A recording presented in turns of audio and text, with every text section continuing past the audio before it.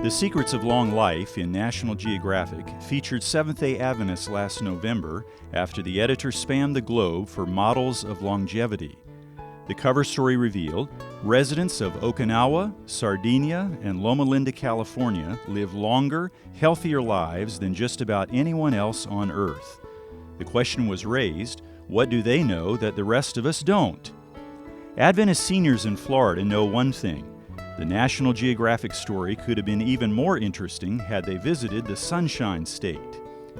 Given the opportunity, 99-year and 9-month-old Margaret Benedict Gill of the Claremont Church would invite the author to attend her Sabbath school class, come to dinner for a home-cooked vegetarian meal, relax while she tells personal experiences from Africa's Malamulo and Salusi mission schools, and meet the church school children she loves and nurtures today. This is our own Margaret Gill. I like to study my Bible, and I like to sew. I love to sew. Keep up with the review and the vibrant life and the signs of the times. And then, of course, I read my Bible and the Spirit of Prophecy. I write lots of letters, and I like to visit with people. I've had a lot of things to make me happy. I suppose there are things I could grumble and find fault about, but I forget about them. My loved ones, they please me very much. I had the best mother in the world. My father left us when I was 8 years old, and mother had 5 children less than 12 years old to support with her 2 hands. But do you think she sat down and cried and felt sorry for herself? Never.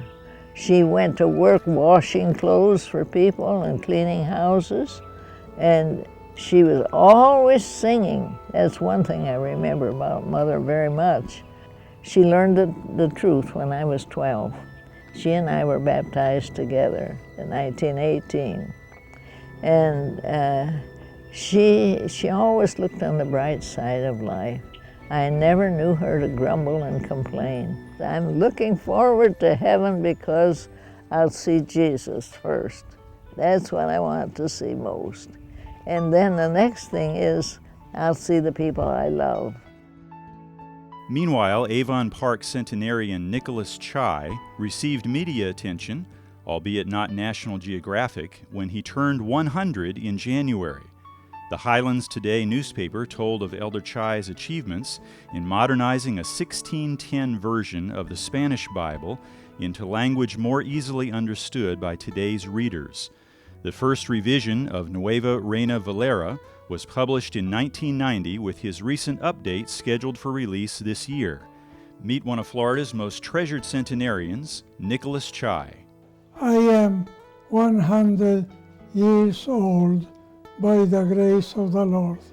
May I speak to you in Spanish? It would be easier for me. Este es un ejemplar. This is a copy of the Bible the Lord allowed me to revise. The job took 7 years to complete. My purpose was to correct errors in the translation and to express the content of the Bible in a clearer manner.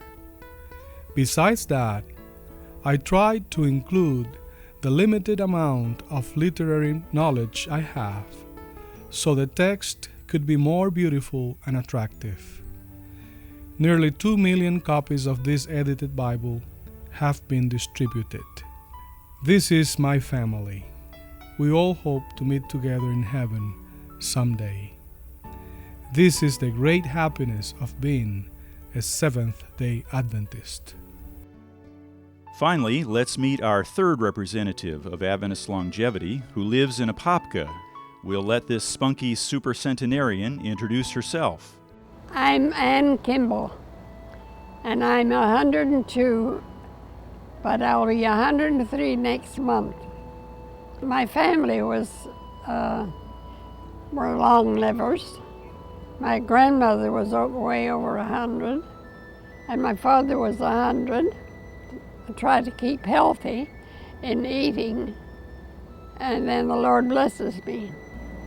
I like to eat vegetables very much, and especially potatoes. I enjoy fun and I enjoy exercise. I do exercises all the time.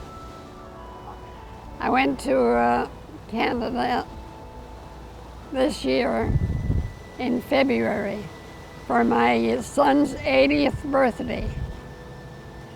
And my daughter up there, I have a daughter up in Alberta, and she'll be 83 this year.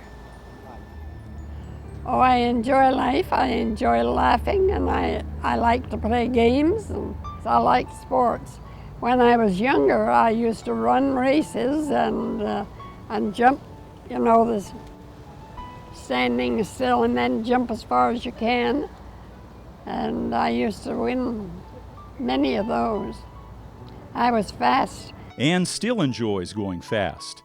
As she leafed through the article about Adventists in National Geographic, her adrenaline kicked into overdrive when she saw a picture of the Rawson family on their dirt bikes. She too was ready to ride. Oh, motorcycles, I do that too. I love motorcycles. Here's my motorcycle. I'm glad he's here. Hey, John. I hope you brought me a jacket. I'll put it on before I get on that motorcycle. A real motorcyclist lady always has a tattoo. I'll have one next time. Oh yeah. Now we're gonna do this right. Let's go. There, I'm My not. goodness, you act like a 103-year-old woman. First time she got on with me, we were going down the road. She put her arm around me and she says, "Let's go on to Canada." I says, "I think you'll get us both in trouble if I did that." Now my helmet.